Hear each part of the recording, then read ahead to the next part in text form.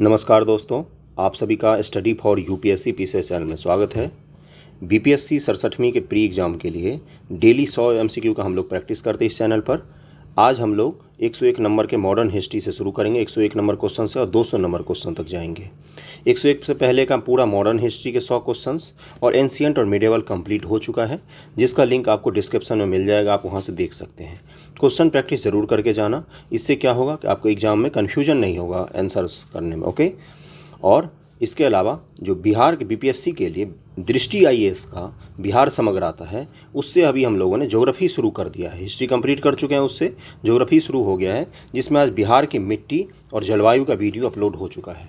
वहाँ से भी आप देख सकते हैं हम लोग कैसे पढ़ते हैं ज्योग्राफी। पहले चैप्टर कंप्लीट करते हैं, फिर उससे जुड़े हुए एमसीक्यू प्रैक्टिस भी साथ साथ ही करते जा रहे हैं, इसलिए उस लेक्चर को ज़रूर देखिए आप जाके। ओके, तो चलिए शुरू करते हैं आज का क्वेश्चन। पेज नंबर 18 पर चलते हैं।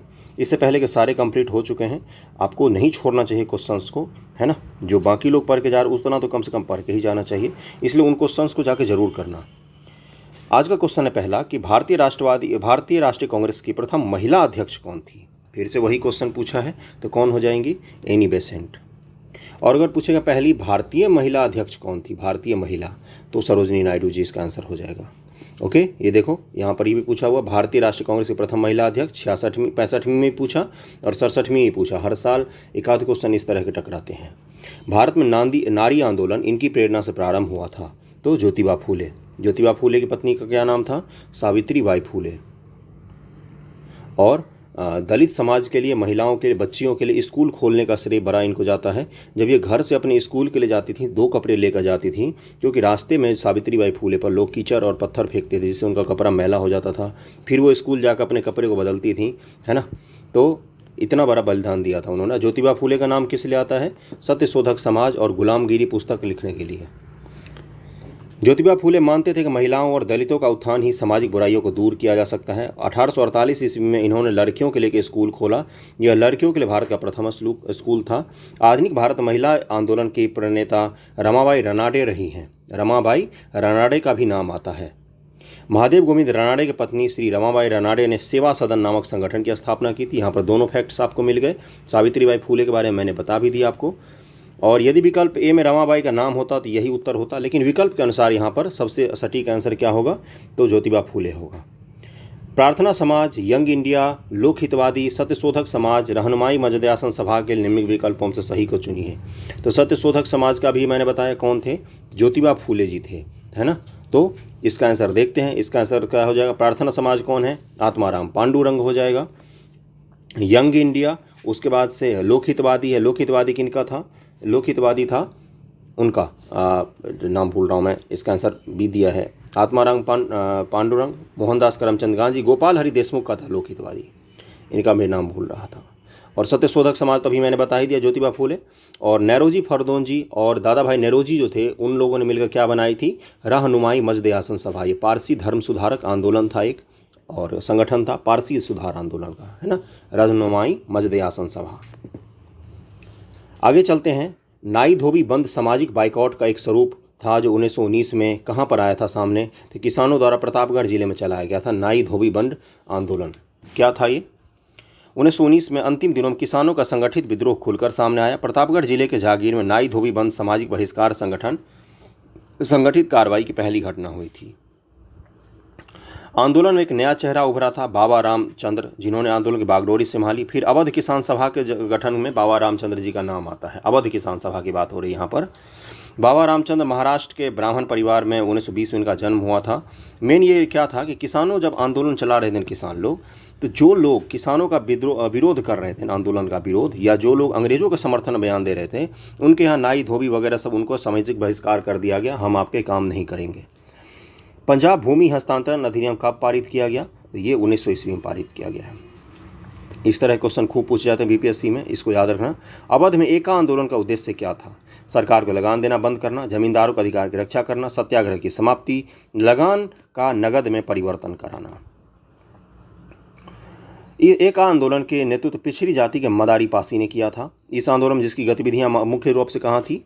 हरदोई, बाराबंकी, बहराइच और सीतापुर, जो लखनऊ के आसपास का इलाका है वहाँ पर किसानों की मुख्य शिकायतें लगानों में बढ़ोतरी और उपज के रूप में लगान की बढ़ोतरी, उपज के रूप में लगान वसूलने की प्रथा को लेकर थी। उपज जो था उसी के रूप में लगान वसूल कर लेते थे और पूरा का पूरा उपज उनका चला जाता था। इसी को उन्होंने क्या बोला, किसानों ने 50 पैसे से अधिक लगान वसूल किया जा रहा था। मतलब 100 रुपया का अगर उन्होंने उत्पादन किया तो 50 रुपया उनसे छीन लेती थी अंग्रेजी सरकार। इसी के खिलाफ ये पहली बार आंदोलन हुआ था। एक आंदोलन, मदारी पासी का नाम जरूर याद रखना, और अवध का इलाका, लखनऊ के आसपास के इलाके में ये आंदोलन हुआ था। स्वामी सहजानंद का संबंध किससे था? तो बिहार के किसान आंदोलन से था। एक्चुअली में इनका देश के ही किसान आंदोलन में बहुत बड़ा योगदान है स्वामी सहजानंद सरस्वती जी का। स्वामी सहजानंद निम्न से किससे संबंधित हैं? तो फिर से वही हो जाएगा, बिहार में किसान आंदोलन। इनमें से बिहार के किसान आंदोलन से कौन जुड़ा हुआ था, आंदोलन के साथ जुड़े हुए थे? कौन बिहार में किसान आंदोलन के साथ जुड़े हुए थे? तो राजेंद्र प्रसाद जी का नाम आता है। राजेंद्र प्रसाद जी एक किसान नेता के रूप में भी जाने जाते हैं बिहार में। और पंडित नेहरू जी कहाँ के किसान आंदोलन से जुड़े हुए थे? तो यूपी अवध किसान सभा के, उनमें भी, वहाँ पर भी नेहरू जी का नाम आता है। सुरक्षा प्रकोष्ठ की नीति संबंधित है, वॉरेन हेस्टिंग्स से संबंधित है सुरक्षा प्रकोष्ठ की नीति। ओके, आगे चलते हैं। वेलाजली वगैरह का क्या था? वेलाजली का था सहायक संधि। सहायक संधि का जन्मदाता किसको माना जाता है? फ्रांसीसी गवर्नर डुप्ले को माना जाता है, डुप्ले। और वेलाजली का क्या था? सहायक संधि था। डलहौजी का क्या था? हड़प नीति था। और वॉरेन हेस्टिंग्स का अभी हमने देखा क्या था? सुरक्षा प्रकोष्ठ की नीति। निम्नलिखित में से किसने बंगाल में द्वैध शासन प्रणाली को समाप्त किया था? तो आपको पता होगा 1773 ईस्वी में जब रेगुलेटिंग एक्ट आता है तो उसके द्वारा बंगाल में रेगुलेटिंग द्वैध शासन को खत्म कर दिया जाता है, तो वॉरेन हेस्टिंग्स का नाम आता है। शुरू किसने किया था? तो रॉबर्ट क्लाइव ने शुरू किया था। और वो द्वैध शासन का प्रणाली का जन्मदाता किसको माना जाता है? तो लियोनिन कार्टिस को माना जाता है। कल हमने ये क्वेश्चन कर लिया है, ऊपर जाके जरूर देखना। PDF आपको चैनल पर मिल जाएगा, study for UPSC PCS channel पर, लिंक आपको मिल जाएगा डिस्क्रिप्शन में। लॉर्ड वेलाजली के सहायक संधि को स्वीकार करने वाला पहला मराठा सरदार कौन था? तो पेशवा बाजीराव द्वितीय ही था। ओके, और ये रहा क्रम। सहायक संधि को सबसे पहले हैदराबाद स्वीकार करेगा, फिर मैसूर, उसके बाद से तंजौर, फिर अवध, फिर पेशवा, फिर बरार के भोसले, फिर सिंधिया, फिर जोधपुर, जयपुर, मछेरी, बूंदी, भरतपुर। इसको सीक्वेंस में कम से कम ये जरूर याद रखना कि हैदराबाद प्रथम है। क्या हैदराबाद सरकार ने इसके खिलाफ निजाम ने कोई प्रतिक्रिया की थी? नहीं, हैदराबाद प्रथम है। और जब हड़प नीति की बात आएगी तो सतारा प्रथम था उसमें। डलहौजी द्वारा हड़प नीति में सतारा प्रथम था, और वेलाजली द्वारा सहायक संधि में हैदराबाद प्रथम था। इसको जरूर याद रखना सब लोग। महारानी विक्टोरिया के भारत की साम्राज्ञी कब नियुक्त किया गया है? तो 1877 ईस्वी में। 1877 ईस्वी में दिल्ली दरबार का आयोजन हुआ था। आपको पता होगा लिट्टन था उस समय भारत का गवर्नर जनरल, जिसने वर्नाकुलर प्रेस एक्ट लाया था और आर्म्स एक्ट भी लेके आया था, और दिल्ली दरबार का आयोजन करवाया था उसने। तब करवाया था दिल्ली दरबार का आयोजन जब देश में बहुत बड़ा अकाल पड़ा हुआ था। अकाल से संबंधित एक और आयोग का नाम पढ़ते हैं हम, कौन सा? स्ट्रेची आयोग। तो लिट्टन के समय में ही भारत की महारानी विक्टोरिया को भारत के साम्राज्ञी नियुक्त किया गया था। क्राउन का शासन कब घोषित किया गया? तो 1858 ईस्वी में किया गया था। लेकिन साम्राज्ञी कब नियुक्त किया गया? 1877 ईस्वी में दिल्ली दरबार आयोजित करके किया गया, लिट्टन के समय में। अकाल पड़ा हुआ तो बस, बाकी सब मैंने पढ़ दिया है। बॉम्बे प्रेसिडेंसी एसोसिएशन की स्थापना किसने की थी? तो बॉम्बे प्रेसिडेंसी एसोसिएशन जब भी आएगा तो फिरोज शाह मेहता का नाम ही आता है। और इसमें किसका किसका नाम था? बदरुद्दीन तैयब जी और फिरोज शाह मेहता। फिरोज शाह मेहता ए ऑप्शन में था, और Badruddin Tyabji D option में है, इसका ई हो जाएगा। फिरोज शाह मेहता, केटी तेलंग और बदरुद्दीन तैयब जी। केटी तेलंग भी थे ना ऑप्शन में, यहाँ पर देख लो। तो ए, बी और यहाँ पर कौन सा था? डी, तीनों ही सही होगा, जरूर याद रखना। 1885 में बॉम्बे प्रेसिडेंसी एसोसिएशन की स्थापना हुई है। फिरोज शाह मेहता, केटी तेलंग और बदरुद्दीन तैयब जी। इंडियन एसोसिएशन के संस्थापक कौन थे? इसका जब भी नाम तो सुरेंद्रनाथ बनर्जी, आनंद मोहन बोस जी का नाम आता है। SN बनर्जी और आनंद मोहन बोस जी का नाम आता है। कब किया था? 1876 ईस्वी में इन्होंने किया था इंडियन एसोसिएशन की स्थापना। और इसका मुख्य मांग क्या था? सिविल सेवा में आयु को कम करने संबंधी मांग थे इनके। 1876 में इंडियन एसोसिएशन की स्थापना किसने की थी? तो सुरेंद्रनाथ बनर्जी और आनंद मोहन बोस था। तो इसका आंसर यही होगा, आनंद मोहन बोस रहते तो ई ऑप्शन मारते हम लोग। 117 है कि राष्ट्रीय कांग्रेस से पूर्व सबसे प्रमुख संस्था कौन थी? तो इंडियन एसोसिएशन ऑफ बंगाल ही था, इंडियन एसोसिएशन बंगाल ही था। ओके, तो उसके सुरेंद्रनाथ बनर्जी और आनंद मोहन बोस, बार बार इसलिए बोल रहा हूँ ताकि याद हो जाए यहीं पर। 1876 में उसकी स्थापना हुई थी। सुरेंद्रनाथ बनर्जी को किस वर्ष भारतीय सिविल सर्विसेज से हटाया गया था? 1874 में उनको हटाया गया, और 1876 में उन्होंने इंडियन एसोसिएशन की स्थापना कर दी थी 2 वर्षों बाद। राजनीतिक सुधारों को लेकर विरोध करने वाले पहले भारतीय कौन थे? तो राजा राम मोहन राय थे, जिन्होंने बोला कि राजनीतिक सुधार जरूरी होता है। राजनीतिक सुधार को लेकर विरोध करने वाले पहले नेता राजा राम मोहन राय भी थे। इनको भारतीय पुनर्जागरण का पिता भी कहा जाता है, भारतीय प्रेस का भी पिता कहा जाता है, जागृतिवाद का भी पिता कहा जाता है इनको, है ना। लोगों के अंदर चेतना जगाना। ओके। मद्रास महाजन सभा की स्थापना कब हुई है? इसकी स्थापना 1884 में हुई है। इनमें से कोई सा भी ऑप्शन नहीं होगा। सबसे अंत में इसी का स्थापना हुआ है। बम्बई, कलकत्ता और जो एसोसिएशन, मद्रास एसोसिएशन, उसके बाद से इंडियन एसोसिएशन, उसके बाद से बॉम्बे नेटिव एसोसिएशन, अभी हमने तो पढ़ा ना बॉम्बे एसोसिएशन। तो उन तीनों में सबसे अंत में मद्रास महाजन सभा की ही स्थापना हुई है। तीनों महानगर जो थे उस समय भारत के, दिल्ली उस समय कोई नगर नहीं था, बड़ा महानगर, तो उसमें सबसे अंत में मद्रास महाजन सभा की स्थापना हुई है। इसको मैं इसलिए बता रहा हूँ कि इतनी बार सीक्वेंस लगाने को आपको दे देगा, तो वहाँ पर ये याद रखना कि मद्रास को सबसे अंत में रखना है और सबसे पहले रखना है इंडियन एसोसिएशन को। तो इसमें कौन कौन थे इनका नाम पढ़ लेते हैं। वी राघवाचारी, जी सुब्रमण्यम और पी आनंद चार्लू।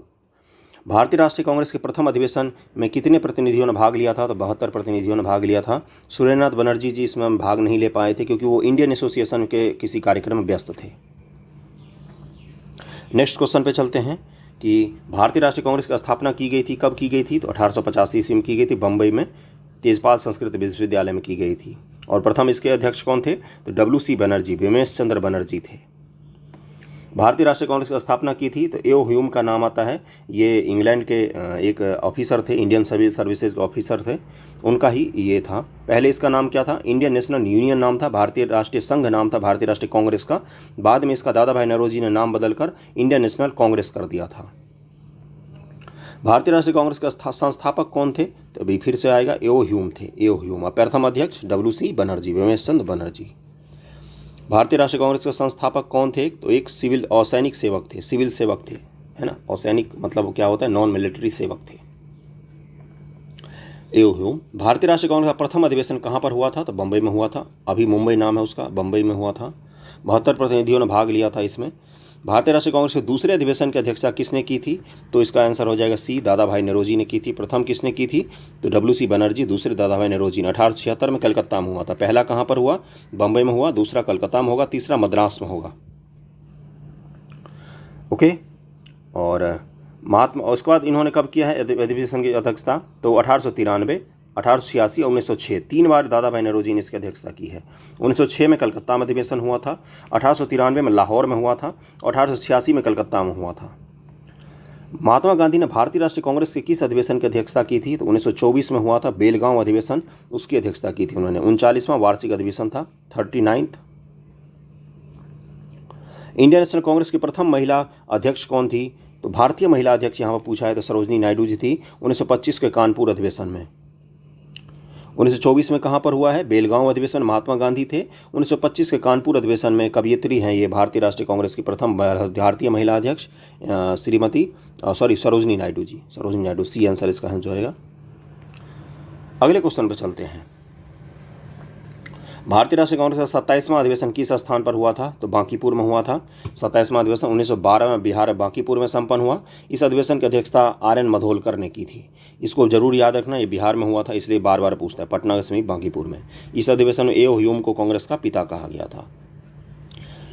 पुस्तक poverty and un British rule in India किसने लिखी है? तो दादा भाई नौरोजी ने लिखा है। इसमें इन्होंने क्या बताया था कि ब्रिटिश हमारे देश से जो ड्रेन थ्योरी होता है, ड्रेन थ्योरी क्या बोला जाता है उसको? ड्रेन थ्योरी, कि ब्रिटिशर्स भारत से पैसा कैसे ले जाते हैं, ये पहली बार देश को इन्होंने ही बताया कि तुम्हारा शोषण हो रहा है वो किस प्रकार से शोषण हो रहा है। लोगों को ये पता ही नहीं था किस तरह से शोषण हो रहा है। तो ड्रेन थ्योरी जो दिया था पहली बार, वो दादा भाई नौरोजी ने ही दिया था।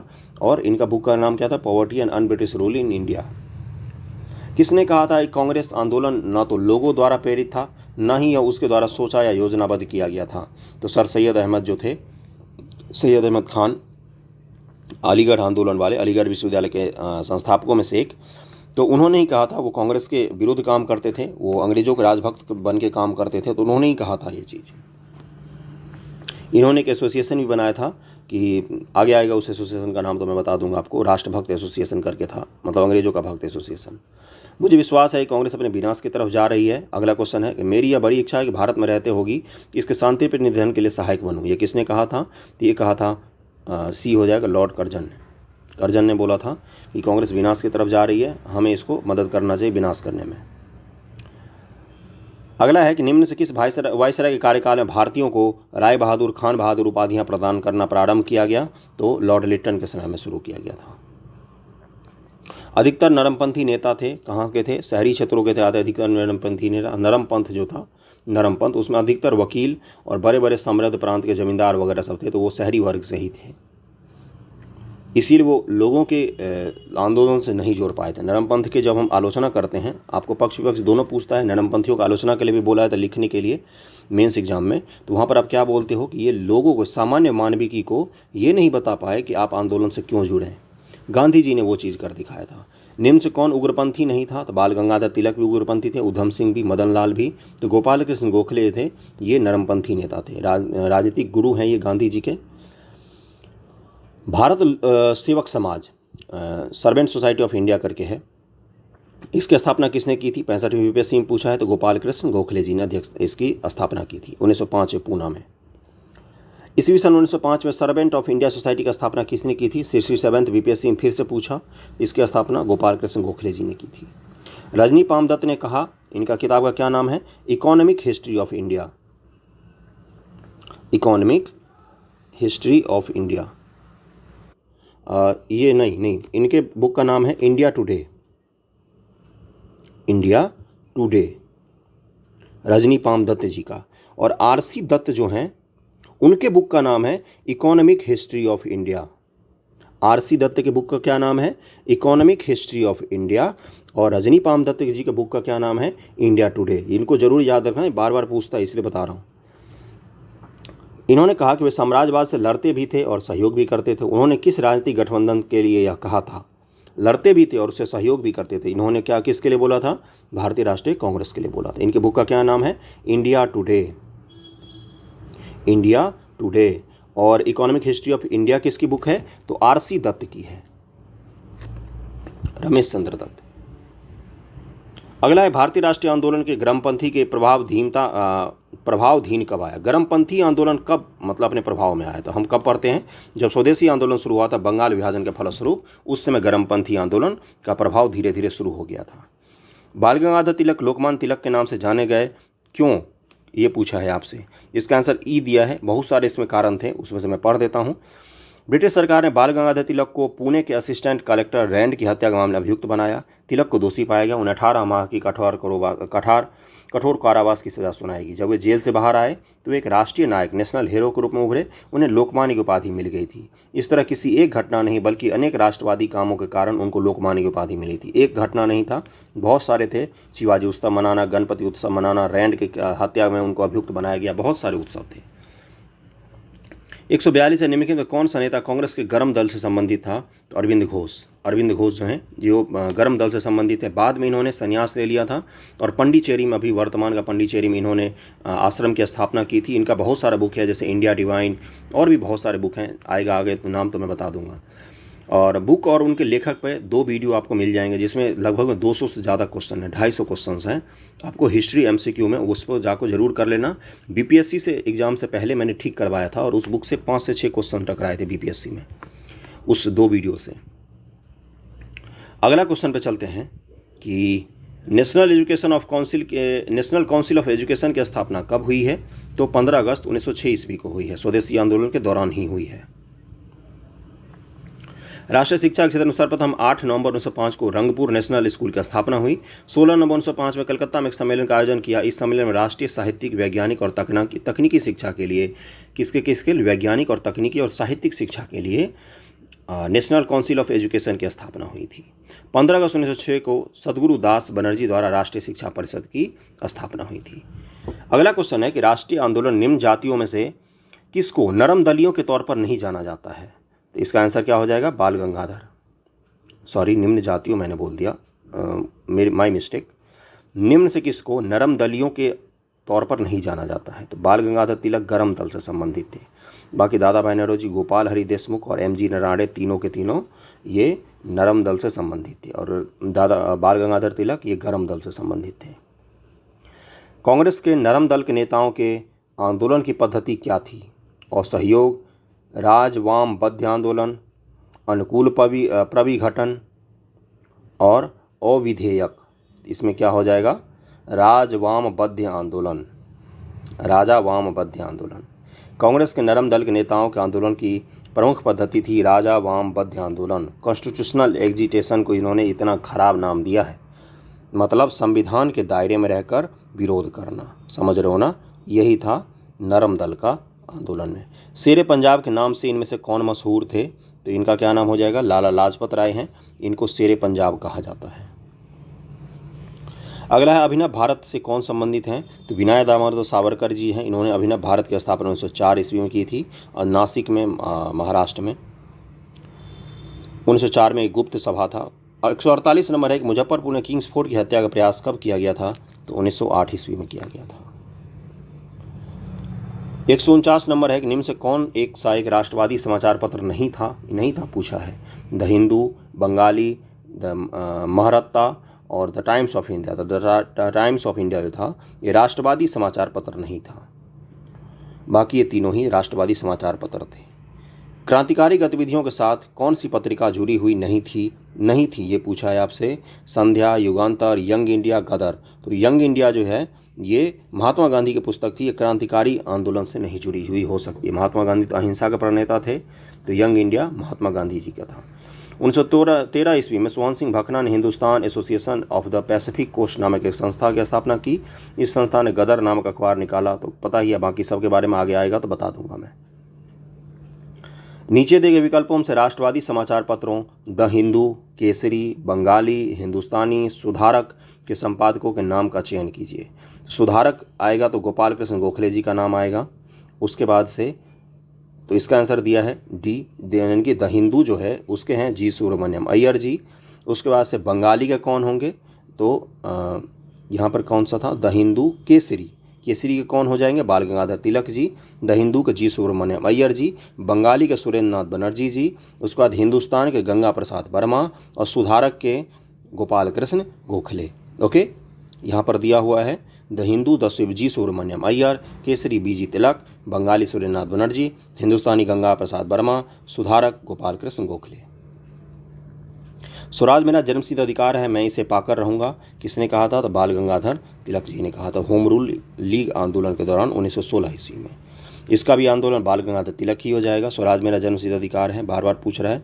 भारतीय क्रांति की जननी किसे कहा जाता है? Mother of Indian revolution. तो ये मैडम भीकाजी रुस्तम कामा को कहा जाता है भारतीय क्रांति की जननी। इन्होंने जर्मनी के स्टुअर्ट गार्ड में 1907 ईस्वी में भारत का स्वतंत्रता झंडा फहराया था।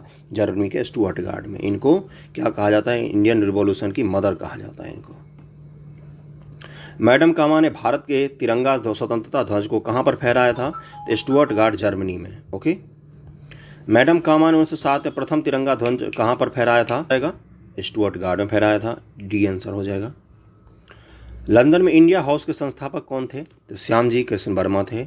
इंडिया हाउस क्या था? 1905 ईस्वी में इन्होंने किया था कि वहाँ पर भारतीय क्रांतिकारियों को ठहरने की व्यवस्था की जाती थी और यहाँ से एक समाचार पत्र सोशियोलॉजिस्ट का प्रकाशन भी प्रारंभ किया गया था। भारतीय क्रांतिकारियों का गढ़ था लंदन में इंडिया हाउस। बंग भंग के बाद कौन सा आंदोलन शुरू हुआ था? तो स्वदेशी आंदोलन शुरू हुआ था 1905 ईस्वी में। सुरेंद्रनाथ बनर्जी का आनंद मोहन उनका अरविंद घोष का नाम आता है बंगाल विभाजन में। लॉर्ड कर्जन द्वारा 1905 में किया गया बंगाल विभाजन किस वर्ष रद्द हुआ था? तो 1911 में इसको रद्द कर दिया गया था। अगले क्वेश्चन पे चलते हैं। कांग्रेस ने स्वराज प्रस्ताव वर्ष 1905 में पारित किया। प्रस्ताव का उद्देश्य क्या था? इसका था स्वशासन सुनिश्चित करना। 1906 में कांग्रेस के मन से पहली बार दादा भाई नौरोजी कलकत्ता अधिवेशन में स्वराज की मांग करते हैं। 20वीं शताब्दी के प्रारंभिक वर्षों में कांग्रेस में विभाजन की प्रक्रिया शुरू हुई थी। तो इसका क्या आंसर? इसका पूछा है कि कारण क्या था? कांग्रेस आंदोलन की रणनीतियों पर, कांग्रेस आंदोलन के उद्देश्य पर, लोगों की भागीदारी पर, इन तीनों को मिलाकर कांग्रेस में विभाजन की प्रक्रिया शुरू हो गई थी। 1907 में आपको पता है पुनः अधिवेशन में कांग्रेस का विभाजन हो जाता है। अगला क्वेश्चन है, मुसलमान यदि खुश और संतुष्ट हैं तो भारत में ब्रिटिश सरकार का शक्ति का महत्तम बचाव होगा, यह किसने कहा था? तो ये कहा था W. हंटर ने। इसके बुक का क्या नाम है? द इंडियन मुसलमान में उन्होंने कहा था। किस वर्ष हिंदुस्तान रिपब्लिकन एसोसिएशन की स्थापना हुई है? HRA की बात कर रहा है। HSRA की स्थापना भगत सिंह वगैरह ने की थी। HRA की बात कर रहा है यहाँ पर। इसकी स्थापना 1924 में राम प्रसाद बिस्मिल, सचिन नाथ सान्याल, कौन कौन है संस्थापक देखो, सचिन नाथ सान्याल, राम प्रसाद बिस्मिल, जोगेश चंद्र चटर्जी और चंद्रशेखर आजाद। बंगाल विभाजन की घोषणा कब की गई? 19 जुलाई 1905 ईस्वी को की गई है। इसका आंसर ए हो जाएगा। करजन वायली की हत्या के आरोप में किसे मृत्युदंड दिया गया था? तो करजन वायली को किसने गोली मारी थी? तो मदन लाल ढींगरा ने गोली मारी थी लंदन में। ए आंसर हो जाएगा। 1 जुलाई 1909 को मदन लाल ढींगरा ने कर्नल वायली को गोली मार दी थी। उसके बाद उसको फांसी दे दी गई थी। मॉन्टेग्यू चेम्सफोर्ड की रिपोर्ट कब आई थी? इसका पूछ रहा है। रिपोर्ट आई थी 1900 भारत सरकार अधिनियम के 1919 का आधार बनी। मॉन्टेग्यू चेम्सफोर्ड सुधार ही तो बोलते हैं 1919 एक्ट को। और मार्ले मिंटो सुधार किसको कहा जाता है? 1909 के एक्ट को, जिसके तहत सांप्रदायिक प्रतिनिधित्व लाया गया था। और मॉन्टेग्यू चेम्सफोर्ड तो 1919 के एक्ट को कहा जाता है। इसमें मॉन्टेग्यू क्या था? भारत का इसमें गवर्नर जनरल था हमारा चेम्सफोर्ड और भारत सचिव था Montagu. New lamp for old lake श्रृंखला में सर्वहारा वर्ग के साथ संपर्क से बाहर होने के लिए कांग्रेस की आलोचना की गई थी। ये किसने लिखा था? तो अरविंद घोष जी ने लिखा है new lamp for olds. Kakori train डकैती कांड में किन क्रांतिकारियों को फांसी की सजा दी गई थी? तो इसमें फांसी की सजा दी गई थी राम प्रसाद बिस्मिल को और अशफाक उल्लाह खां को। ओके, अगला क्वेश्चन पे चलते हैं। और ये क्या है कि 1924 में सचिन नाथ सान्याल वगैरह ने HRA की स्थापना की थी। हिंदुस्तान सोशलिस्ट रिपब्लिक आर्मी के नेताओं में से एक थे। कौन थे इनमें से एक नेता? तो भगत सिंह।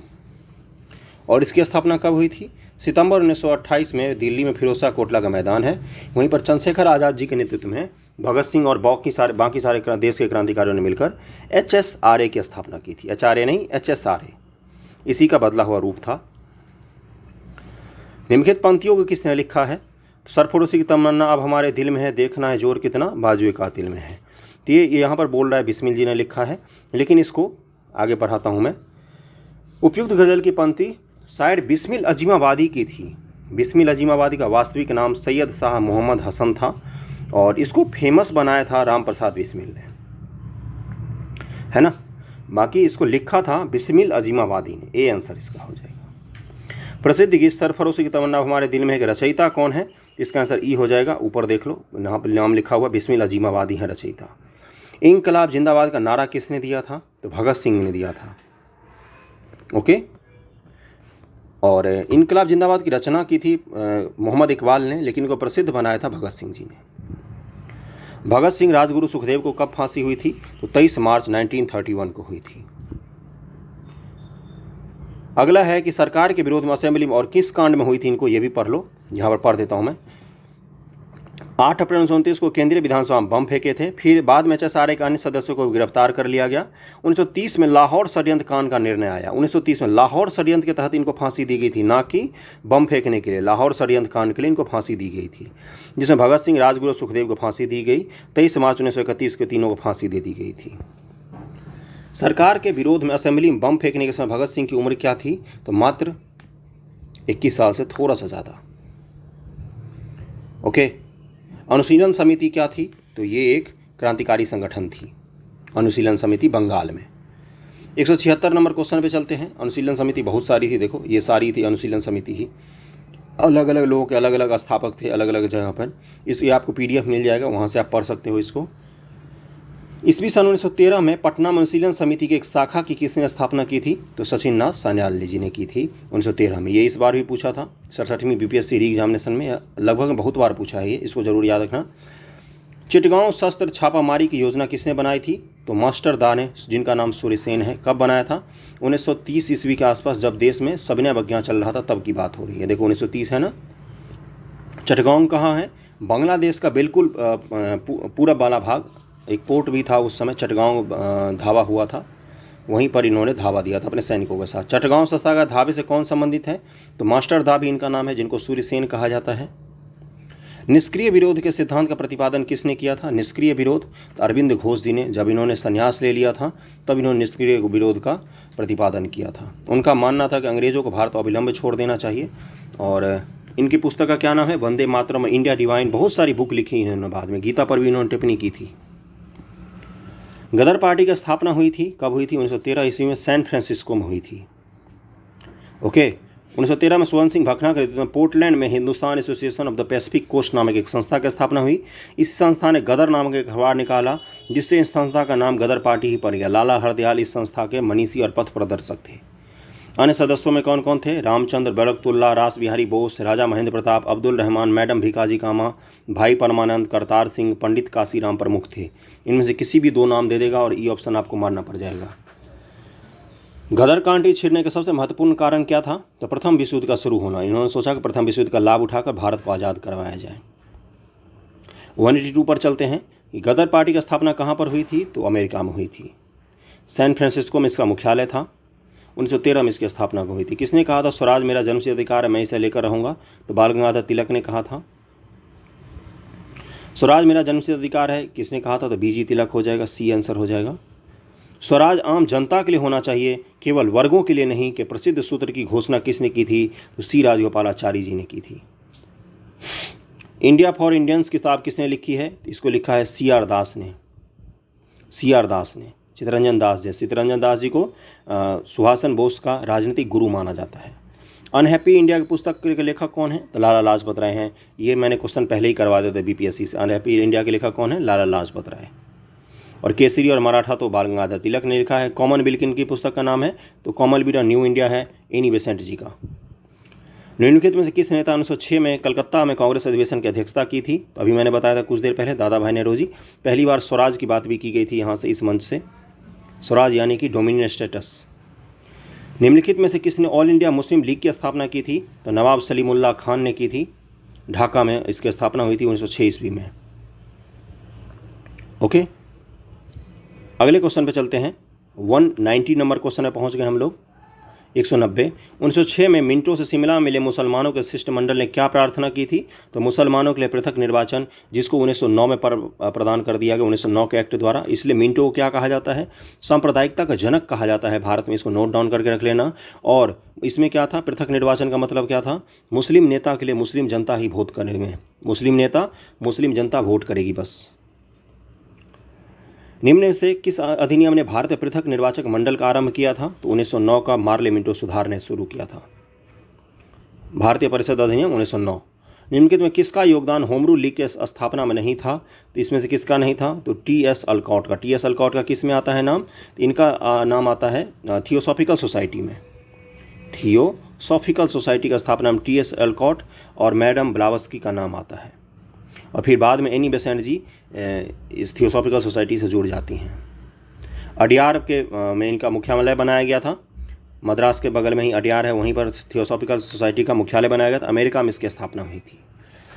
193 नंबर है, किस अधिनियम में होम रूल लीग समर्थक अपनी राजनीतिक शक्ति का सफलतापूर्वक प्रदर्शन कर सके थे? तो कांग्रेस का 1916 के लखनऊ अधिवेशन में होम रूल समर्थकों ने अपना प्रदर्शन किया था। 1916 में और क्या हुआ था? नरम दल और गरम दल को एक किया गया था। और मुस्लिम लीग और कांग्रेस भी एक हो गई थी इसी अधिवेशन में।